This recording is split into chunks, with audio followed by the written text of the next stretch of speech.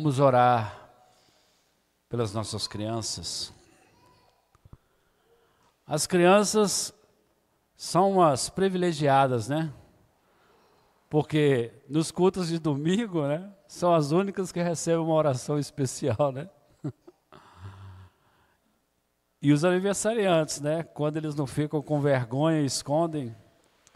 Mas, enfim, temos que orar muito pelas nossas crianças mesmo. Vamos orar. Senhor, em nome de Jesus, eu peço ao Senhor que abençoe cada uma dessas crianças e que o Senhor possa cuidar delas de maneira poderosa em cada momento das vidas delas, desde o início do dia até o final de cada dia, todos os dias das vidas delas, dando aos pais sabedoria para instruí-las, ensiná-las no caminho do Senhor, por meio da palavra, por meio do exemplo. Dê às professoras cada vez mais graça e sabedoria para instruí-las e ensiná-las no teu caminho. Nós te agradecemos em nome de Jesus. Amém. Irmãos, como os irmãos sabem, temos exposto uma série de mensagens no evangelho que escreveu Lucas. Nós já estamos no capítulo 22 e hoje nós vamos discorrer dos versículos 14 ao 23. Portanto, abra sua Bíblia em Lucas 22, mantenha ela aberta do 14 até o 23, porque à medida que nós vamos expondo a palavra, você também vai acompanhando. Amém? Nós vamos ler apenas 2 versículos. O versículo 14, o 15. E para contrariar a minha palavra aqui, vamos ler o 16 também. Tá bom? Então vamos lá? Antes vamos fazer uma pequena oração. Senhor, eu te agradeço porque a tua palavra é verdade. E te agradeço porque o Senhor diz na tua palavra que nos daria a iluminação do teu Espírito Santo para a exposição da mesma. Eu sinto, ó Deus, tão indigno e tão imerecedor diante de um Deus tão maravilhoso e tão grandioso como ti. Mas eu estou tranquilo, porque o Senhor coloca a minha vida diante do Senhor, sabendo que o Senhor olha para teu Filho Jesus Cristo, em quem foi imputado todo o meu pecado e sobre mim a sua justiça. Portanto, meu Deus, alegro-me por estar diante do Senhor, pedindo para que o Senhor seja engrandecido e que eu cada vez mais me submeta à tua vontade e à direção do teu Espírito Santo, em nome de Jesus. Amém. Vamos ler. Chegada a hora, pôs-se Jesus à mesa, e com ele os apóstolos, e disse-lhes: tenho desejado ansiosamente comer convosco esta Páscoa, antes do meu sofrimento. Pois vos digo que nunca mais a comerei, até que ela se cumpra no reino de Deus. Amém. Podem se sentar.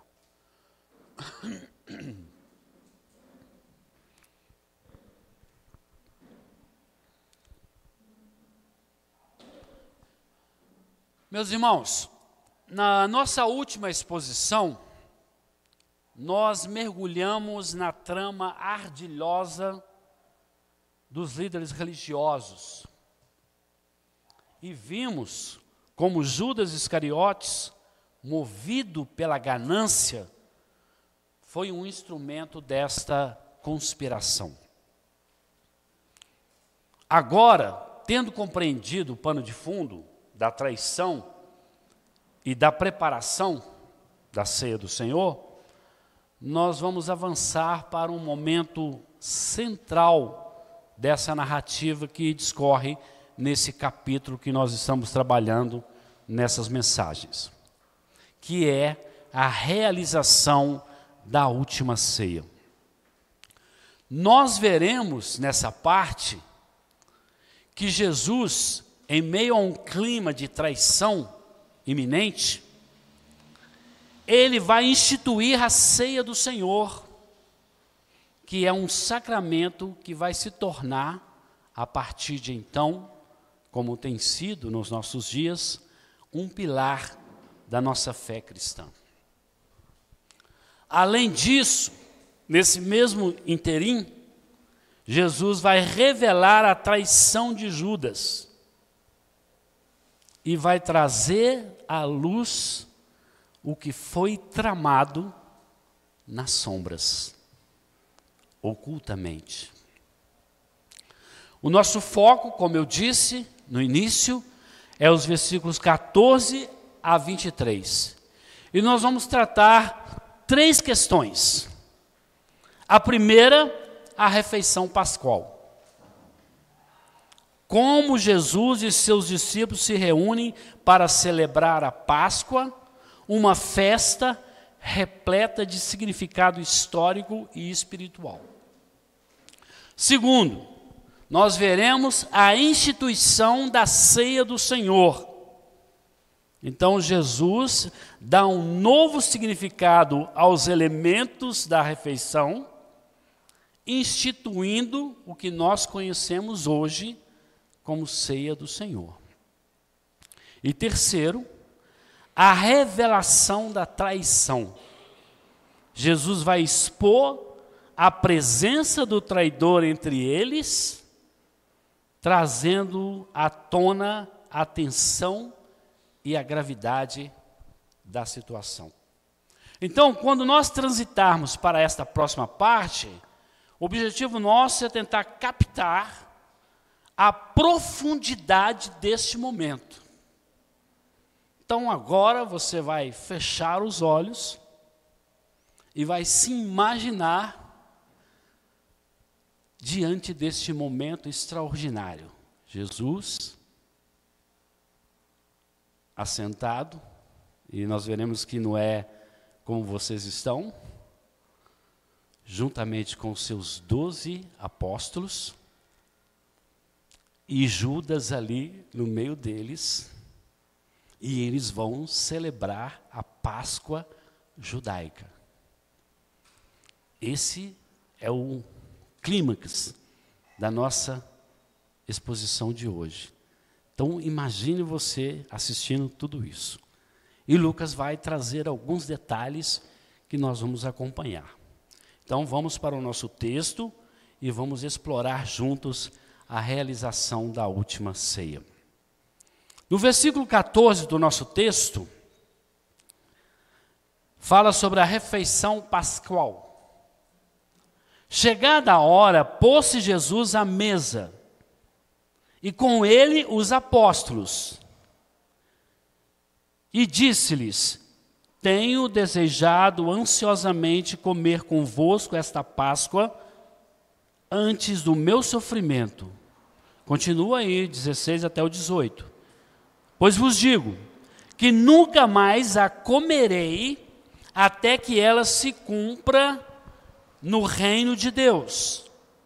E tomando um cálice, havendo dado graças, disse: recebei e reparti entre vós, pois vos digo que, de agora em diante, não mais beberei do fruto da videira, até que venha o reino de Deus. Essa é a cena. Vemos no verso 14, que Jesus reclina-se à mesa com os apóstolos. Durante a última ceia, Jesus e os discípulos provavelmente se reclinaram ao redor da mesa, que era uma mesa baixa, diferente das mesas que nós conhecemos, né? Chamada de triclínio. Um triclínio é uma disposição em forma de U.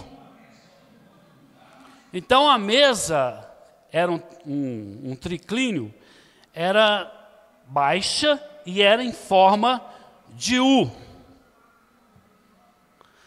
Era uma mesa característica dos banquetes formais da época. Nos versos 15 e 16, Jesus expressa seu desejo de comer a Páscoa antes de seu sofrimento.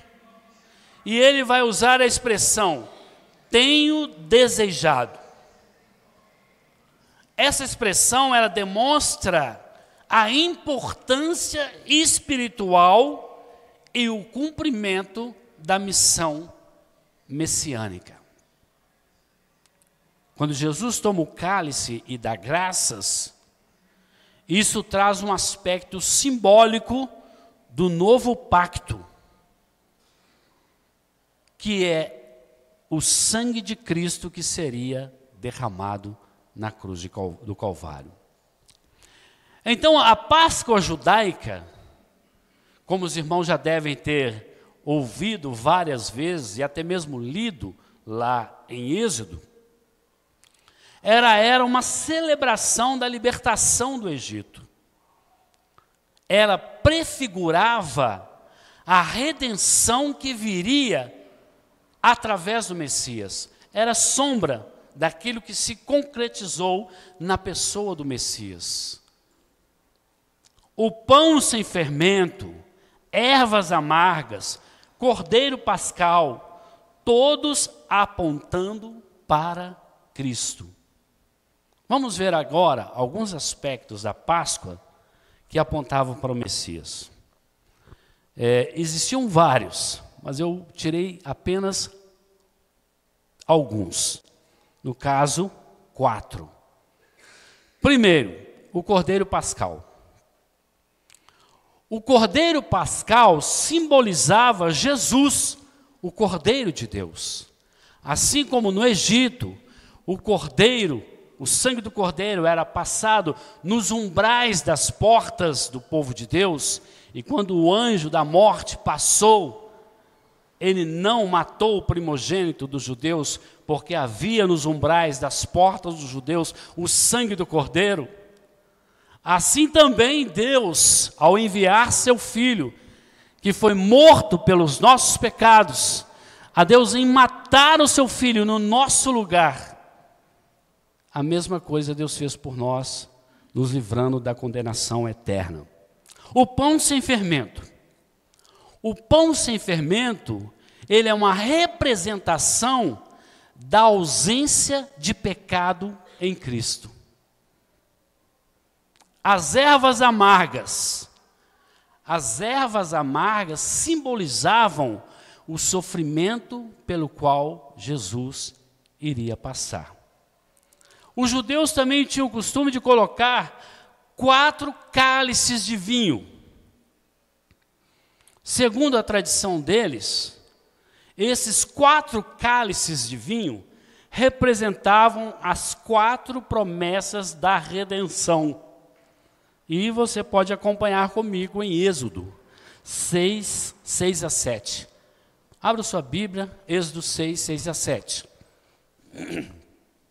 E à medida que eu vou lendo, eu vou pontuando para vocês qual que é o primeiro, qual que é o segundo, qual que é o terceiro, qual que é o quarto. Diz assim o texto de Êxodo 6, 6 a 7. Portanto, dize aos filhos de Israel, eu sou o Senhor, e, primeiro cálice, vos tirarei de debaixo das cargas do Egito. Segundo cálice, e vos livrarei da sua servidão. Terceiro cálice, e vos resgatarei com braço estendido e com grandes manifestações de julgamento.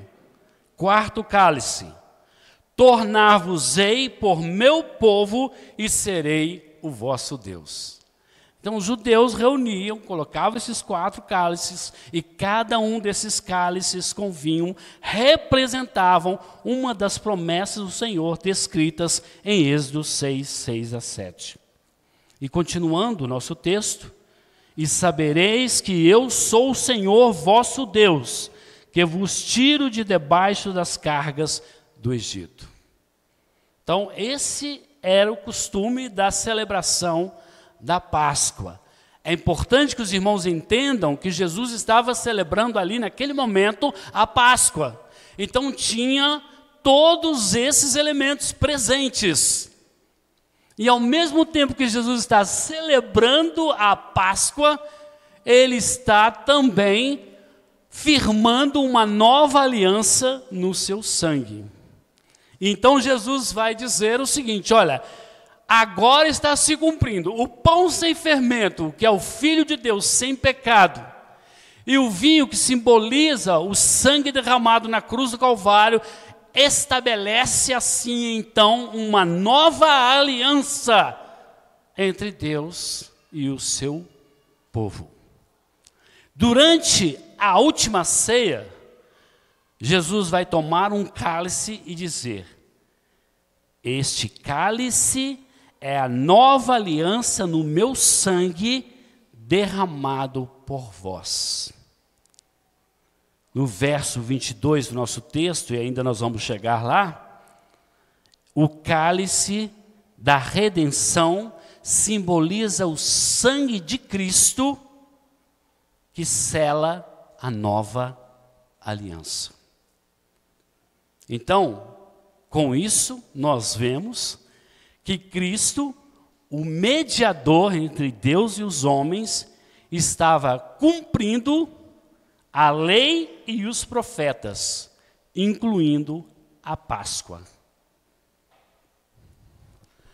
A Páscoa, como parte do antigo pacto, prefigurava um novo pacto com Cristo. Então, a Páscoa era uma prefiguração, melhor dizendo, uma prefiguração do novo pacto em Cristo. E por fim, Jesus diz que esta seria a última Páscoa dele com eles.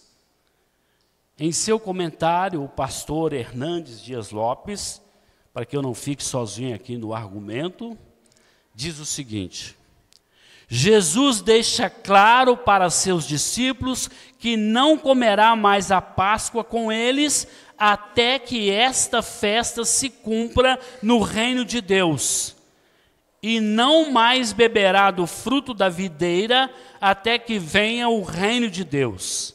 A Páscoa será cumprida na morte de Cristo, e a ceia que será inaugurada apontará para a consumação de todas as coisas.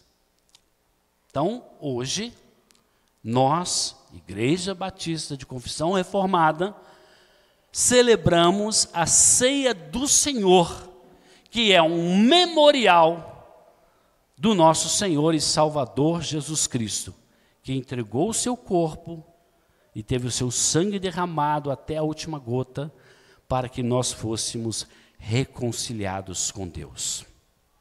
No nosso próximo passo, veremos como Jesus institui a ceia do Senhor. Então, veremos mais detalhes sobre a instituição da ceia. Vamos lá, versículos 19 a 20 do nosso texto.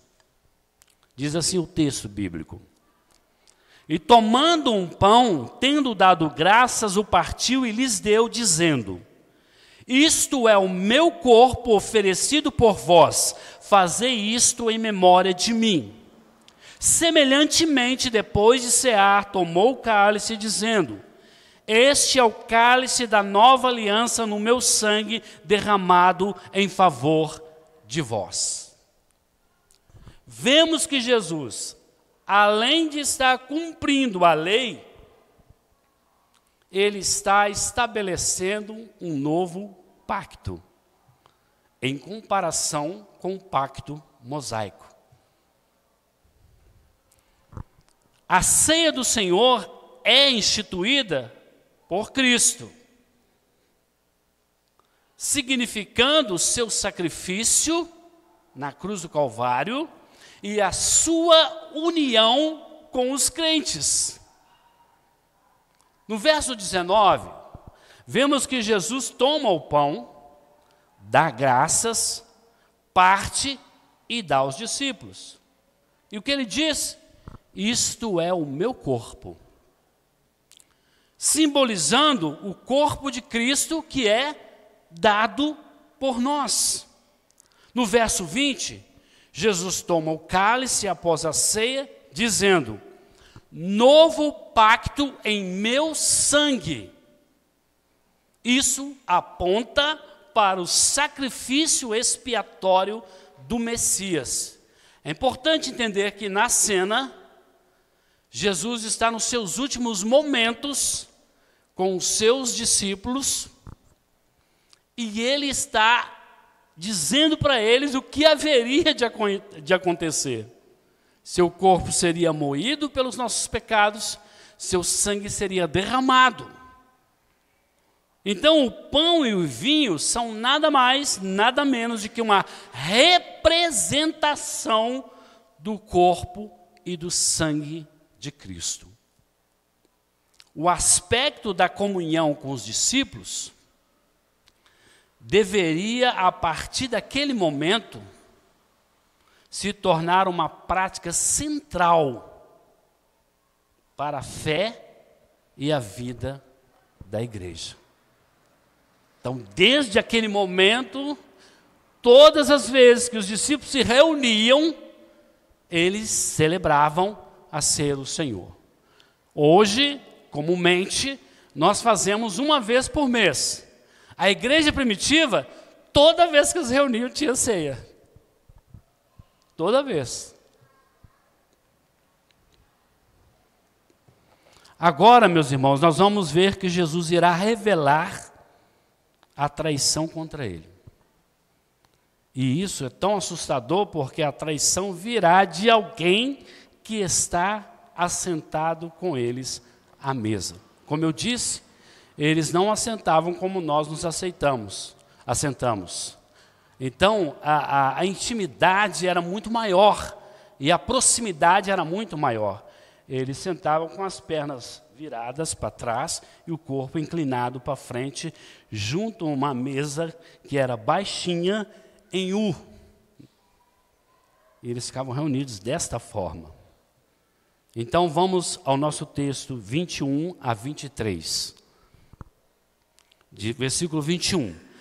Todavia, a mão do traidor está comigo à mesa. Porque o Filho do Homem, na verdade, vai segundo o que está determinado. Mas ai daquele por intermédio de quem ele está sendo traído. Então, eles começaram a indagar entre si quem seria dentre eles o que estava para fazer isto. Como nós vimos na exposição anterior, os líderes religiosos, com a participação de Judas, faziam parte de uma conspiração bem articulada para prender Jesus sem chamar a atenção do povo. Jesus vai revelar que um dos presentes ali, com ele à mesa, iria traí-lo. Está no verso 21, quando ele diz: a mão do traidor está comigo à mesa. O costume que eles tinham era, ao comer o pão, molhar o pão no vinho. Então, a mão daquele que iria trair Jesus iria possivelmente molhar o pão dele no mesmo copo de vinho de Jesus. Talvez podemos cogitar essa possibilidade, uma vez que eles estavam bem próximos. Então, isso demonstra que a proximidade e a confiança estava sendo traída, cumprindo-se o que as Escrituras disseram. Lembram que eu falei sobre a soberania de Deus e a responsabilidade humana? No verso 22, Jesus diz: o Filho do Homem vai como está determinado. O sentido da palavra determinado aqui aponta para o cumprimento da soberana providência divina. Determinado é porque Deus, desde a eternidade, determinou que seria desta forma. Portanto, Deus, em sua soberania, já havia determinado as coisas desta maneira: que Judas iria trair e que ele iria ser responsável pelo seu ato. No verso 23, os discípulos questionam: quem seria o traidor? A reação dos discípulos, ela demonstra um desconhecimento da verdadeira identidade do traidor. Então, assim, eles não pensavam assim de Judas. João vai dizer que Judas era ladrão, mas ele vai dizer isso depois que ele descobriu que Judas era ladrão. Até então, Judas era um dos nossos, tão justo, tão verdadeiro e tão fiel quanto todos os outros. Inconformado com Jesus, sim, mas fiel. Por isso eles ficaram surpreendidos. Porque eles pensaram: como assim? Alguém entre nós vai trair? Esse grupinho fechado aqui tem um traidor? Mas nós percebemos pelas profecias que a traição estava no plano redentor de Deus. Nós já vimos isso aqui semana passada. Agora, irmãos, nós vamos fazer algumas aplicações práticas dessa nossa exposição de hoje. A primeira aplicação que eu quero fazer é para a igreja. Para a igreja como corpo de Cristo. A ceia do Senhor, ela é um memorial contínuo do sacrifício de Cristo. Tempos depois dessa última ceia, o apóstolo Paulo vai instruir os cristãos de Corinto. Acompanha comigo o texto que nós usamos aqui na ceia. 1 Coríntios 23, 26. 1 aos Coríntios 11, 23 a 26. Esse texto a gente sabe até de cor, né? Diz assim: porque eu recebi do Senhor o que também vos entreguei, que o Senhor Jesus, na noite em que foi traído, tomou o pão e, tendo dado graças, o partiu e disse: isto é o meu corpo, que é dado por vós, fazei isto em memória de mim. Por semelhante modo, depois de haver ceado, tomou também o cálice, dizendo: este cálice é a nova aliança no meu sangue. Fazei isso todas as vezes que o beberdes em memória de mim. Porque todas as vezes que comerdes este pão e beberdes o cálice, anunciais a morte do Senhor até que ele venha.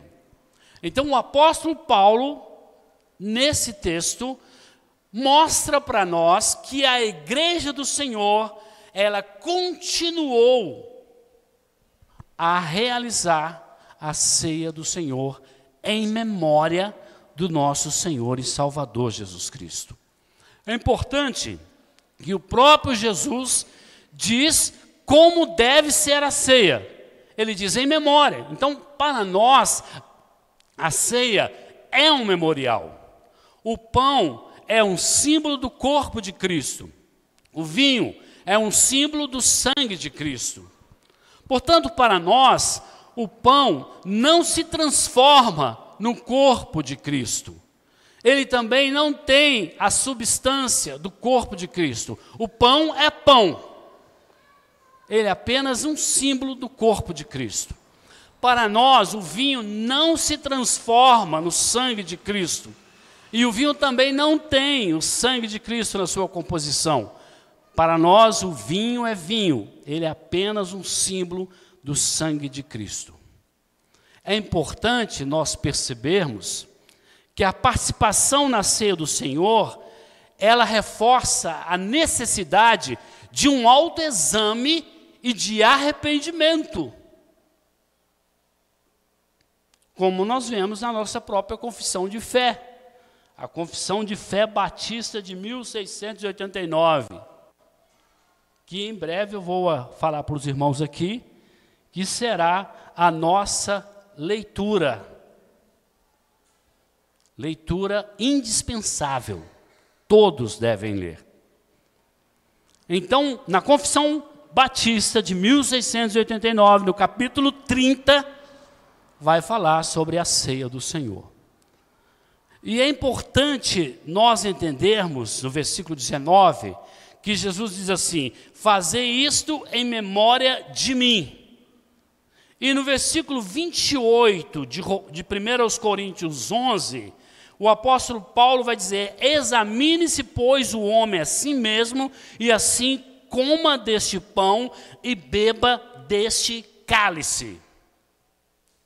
Portanto, esse autoexame, no contexto do escrito do apóstolo Paulo, no capítulo 11, é discernir o corpo de Cristo. O que é discernir o corpo de Cristo? É saber que você faz parte do corpo de Cristo, que você é membro de Cristo e que tudo o que você faz afeta o corpo no qual você está ligado. Portanto, você precisa deixar claro diante de Deus, confessar o seu pecado, arrepender genuinamente e, se porventura você deve alguma coisa ao corpo de Cristo como igreja, você feriu a igreja de alguma maneira, você precisa examinar a situação, se arrepender e estar em paz com o corpo de Cristo.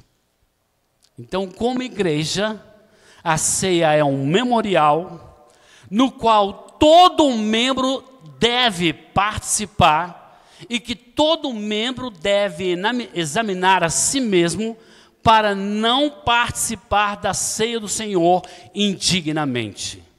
E de que maneira você deve examinar a si mesmo? Discernir o corpo de Cristo.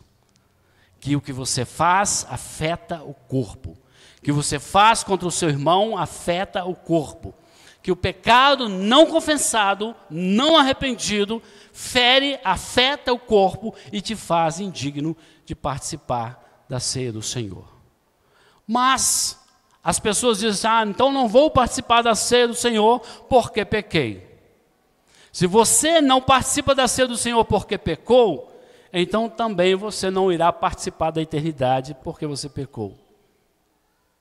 O pecado é confessado por um coração arrependido, que é imediatamente perdoado. Se você não está pronto para ser perdoado agora, a partir de um arrependimento genuíno, você não está pronto para o momento da vinda do Senhor. Simples assim. Então as pessoas ficam protelando: não vou participar hoje porque estou em pecado. Se você não vai participar porque está em pecado, então a questão é: você está pretendendo continuar em pecado. Por isso que você não quer participar da ceia. Vocês estão entendendo o que eu estou dizendo? A pessoa diz: eu não vou participar da ceia porque eu pequei. Então você não vai participar porque pecou, você pretende continuar pecando?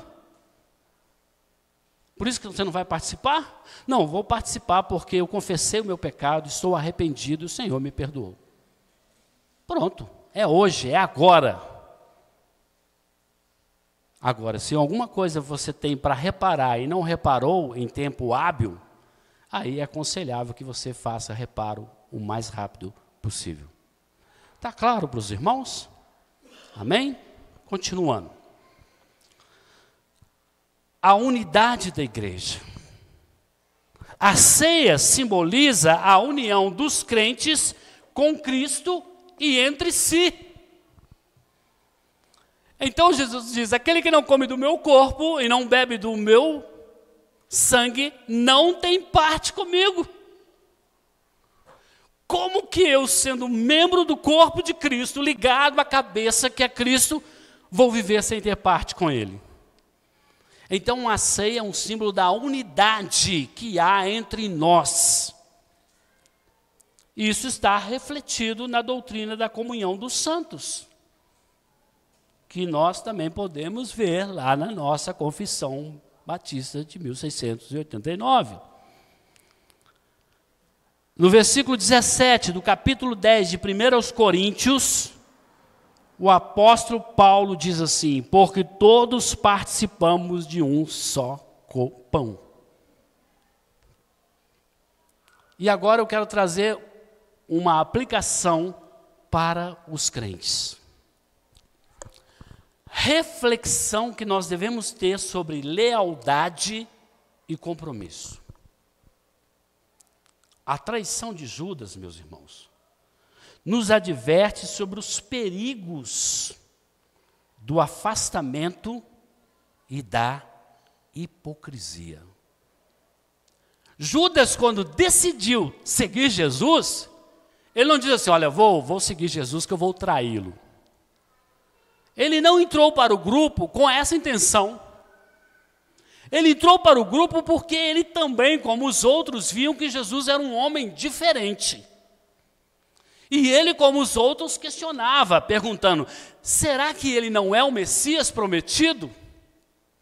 E assim como todo o grupo de apóstolos, ele imaginava assim: bom, sendo ele o Messias, ele irá estabelecer o seu reino aqui na terra, então vamos seguir este homem, porque nós seguimos para a vitória, nós seguimos para desbancar o Império Romano, nós seguimos para estabelecer o reino de Deus aqui na terra. E à medida que as coisas foram acontecendo, e que Jesus foi dizendo que haveria de morrer, Judas foi se afastando. Ele foi se afastando. E ele passou a agir de maneira hipócrita. Talvez os apóstolos não perceberam, mas ele seguia ali com fingimento, ele já não tinha mais nenhum compromisso, porque ele estava frustrado, decepcionado com Deus. Muitos cristãos caminham nessa situação. Muitos cristãos, não, peraí, Jesus não me responde. Deus não atende as minhas orações, eu estou sofrendo, o ímpio está indo bem, está prosperando e eu estou aqui nessa luta. Eu oro para ser curado e até hoje eu não fui curado. Eu oro para isso e aquilo e até hoje nada. Então a pessoa vai se frustrando, porque a fé dele é baseada no que Deus pode fazer por ele. É a fé que todo mundo tem. Todo mundo tem essa fé. Eu vou na igreja porque eu quero ser abençoado, eu quero ser curado, eu quero ser próspero. E muitos líderes religiosos aproveitam disso para manipular e explorar as pessoas. E tiram o que eles querem das pessoas, porque eles conhecem a ganância das pessoas e a interpretação e a compreensão errada de fé que eles têm. Mas a verdadeira fé, ela não se baseia no que Deus pode fazer, mas sim no que Deus é. A verdadeira fé crê piamente nas promessas de Deus, e não importa quanto tempo elas levem para cumprir-se. Assim como os heróis da fé, a maioria deles morreram sem ver a promessa de Deus se cumprindo.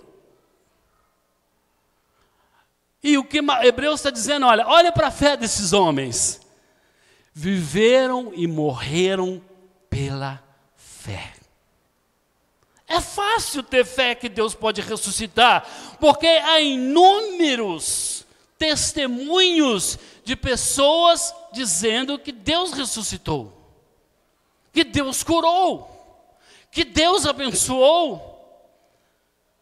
Essa fé não é difícil, porque há provas de que ela se cumpre. Mas há muitas coisas que nós não temos resposta para o fato da realização e consumação delas neste momento. Porém, nós cremos no nosso Deus, porque ao longo da história do povo de Deus e do cristianismo, Deus cumpriu integralmente cada uma das suas palavras.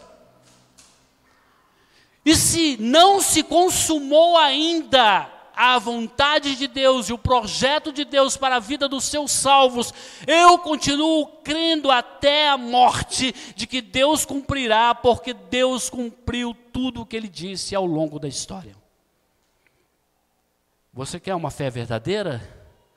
Uma pessoa que sabe que está com uma doença terminal, está morrendo, orou mais de 1 milhão de vezes para Deus curá-lo e Deus não curou, e ele permanece firme. Ele não se decepciona com Deus, ele confia em Deus. Essa é a genuína fé. Judas decepcionou-se. Não era o Messias que eu queria. Talvez você não tenha coragem de ter dito isso, né? Mas talvez você agiu e pensou dessa maneira. Não é o Deus que eu imaginava. Não é o Jesus que eu imaginava. Não é o Evangelho que eu imaginava. E aí decepciona, se afasta, chega ao ponto de trair e negar ao Senhor. O apóstolo Paulo, escrevendo aos Coríntios, 1 Coríntios 10, 12, ele diz: aquele, pois, que pensa estar em pé, veja que não caia. O apóstolo Paulo não está dizendo assim, aquele que é salvo, cuidado para não perder a salvação. Não é isso que ele está dizendo. Aquele que está de pé, cuide para não cair. Então, você, um escolhido de Deus, pode cair. Fique atento, porque a queda traz dor, traz sofrimento, tira a alegria da salvação. O cair, como diz o texto, é do homem, o levantar é de Deus. No caso de Judas, a queda foi sem volta. No caso de Pedro, a queda levou ele ao arrependimento verdadeiro. No caso de Judas, ele era filho da perdição. No caso de Pedro, ele era escolhido do Senhor. Em seu comentário de Lucas, William Barclay, um autor que escreveu, sobre um comentário de Lucas, ele diz o seguinte: o fato de que nessa mesma mesa estivesse um que era traidor, fazia mais dramática a tragédia. Em toda a mesa de comunhão com Jesus Cristo, tem quem o trai. Porque se em sua casa nos entregamos a Ele, e depois em nossa vida o negamos, somos também traidores da sua causa. Será que durante toda a sua trajetória de vida, em algum momento você negou a Jesus? Quantas vezes nós negamos a Jesus? Quando nós damos vazão aos nossos desejos e negligenciamos a verdade do Evangelho. É muito fácil apontar para Judas e não apontar para nós também. É interessante que quando você aponta para alguém, você faz isso aqui, 3 aponta para você e 1 aponta para Deus. Interessante, né? Toda vez que você aponta para alguém, 3 aponta para você e 1 aponta para Deus. A nova aliança, Cristo é o mediador, meus irmãos, da nova aliança, e ela é baseada em promessas superiores. Olha o que diz o autor aos Hebreus, capítulo 8, versículo 6. Você quer entender toda a simbologia do Antigo Testamento e compreendê-la na sua consumação na pessoa do Cristo? Leia Hebreus. Hebreus vai te ajudar demais a compreender isso. O autor aos Hebreus diz assim, em Hebreus 8, versículo 6, a carta aos Hebreus: agora, com efeito, obteve Jesus ministério tanto mais excelente, quanto é ele também mediador de superior aliança, instituída com base em superiores promessas. Então, o autor aos Hebreus está dizendo, a aliança em Cristo, ela é superior à antiga aliança. A antiga aliança apontava para Cristo. A nova aliança é a consumação de todo o plano de Deus para os seus escolhidos. Versículo 20, né? Jesus reafirma isso do nosso texto. Você vê aí que ele, semelhantemente, depois de cear, tomou o cálice, dizendo o quê? Este cálice é a nova aliança no meu sangue derramado em favor de vós. Antes era sangue de bodes. Antes era um vinho que simbolizava. Agora é o sangue do Cordeiro de Deus que tira o pecado do mundo.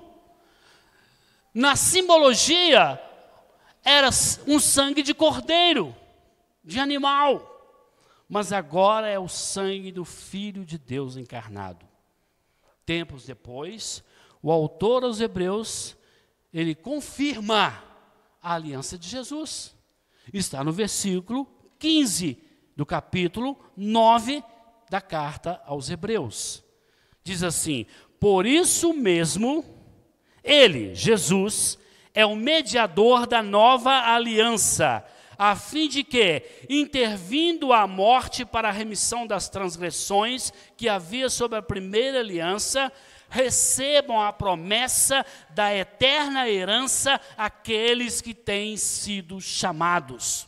O contexto desse texto demonstra como a tradição da antiga aliança apontava para o Messias, que é a consumação de toda a obra redentora. E para a comunidade, como comunidade cristã, a vivência da Páscoa como redenção cotidiana. A Páscoa como prefiguração do sacrifício de Cristo nos lembra que nossa redenção é uma obra contínua de Deus, que nós devemos viver como testemunhas desta redenção. Então, a cada celebração de ceia, a cada momento deve vir na nossa memória que nós devemos ser santificados a cada dia, que nós devemos nos humilhar diante de Deus a cada dia, que nós devemos nos colocar cada dia diante do Senhor, porque nós somos testemunhas vivas da redenção que Deus nos concede por meio de seu Filho. E Paulo vai dizer na parte B do versículo 7 de 1 Coríntios 5, 1 Coríntios 5, 7, parte B. Cristo, nossa Páscoa, foi sacrificado por nós. O que nós podemos entender como comunidade é que nós somos chamados para uma vida de santidade e de piedade. Nós não somos salvos para dizer assim, bom, agora eu sento aqui na minha salvação e peco à vontade, porque uma vez salvo, salvo para sempre. Mas vocês precisam entender que aquele que foi salvo, lavado e remido pelo sangue de Jesus, o prazer dele está no Senhor. Ele não peca porque ele quer ser salvo por não pecar. Ele não peca porque ele é uma nova criatura. Ele tem o Espírito Santo. Alguém que diz que é salvo e vive na prática do pecado é um mentiroso, enganando a si próprio. Porque todo o cristão genuíno, ele dá demonstrações práticas da sua fé. Como você pode dizer que crê numa coisa que você não pratica?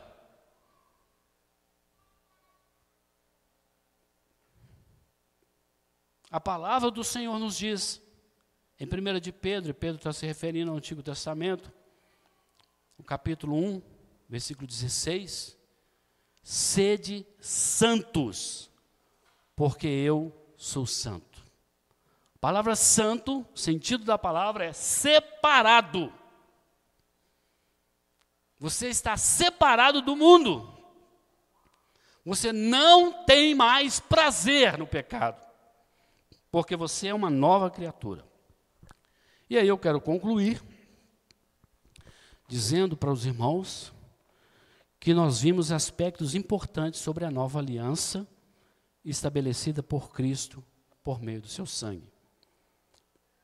E isso, meus irmãos, deve ser sempre uma questão fundamental para a nossa reflexão.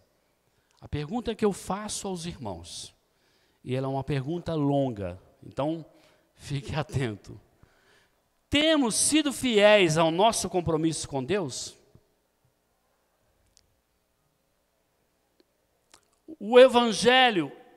Ao Evangelho e uns com os outros, independentemente de qualquer circunstâncias que possam surgir ao longo da nossa caminhada?